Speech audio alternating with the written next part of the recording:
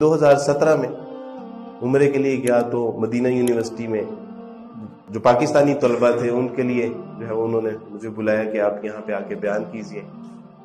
تو وہاں سے کچھ ساتھیوں نے کہا کہ جی اب آپ نے ایک مدینہ میں مسجد ہے وہاں جمعہ بھی پڑھانا ہے. تو میں جب مدینہ کی مسجد کے ممبر پہ جب چڑھا تو میری آنکھوں میں آنسو آ گئے. میں نے کہا گھر سے تو میں نکلا تھا ایک اچھا مسیحی بننے کے لیے، اللہ نے مجھے مدینہ کی مسجد کے ممبر پہ چڑھا دیا.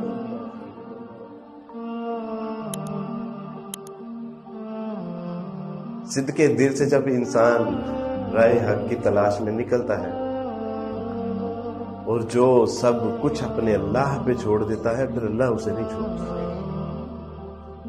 میں نے کہا کہ مجھے نہیں پتا اس کائنات کا اگر کوئی خدا ہے، کوئی آقا، خالق، مالک، رازق ہے تو مجھے وہ صراط مستقیم پہ ضرور چلائے گا. میں نے اس پہ چھوڑ دی اور اس نے پھر مجھے نہیں چھوڑا.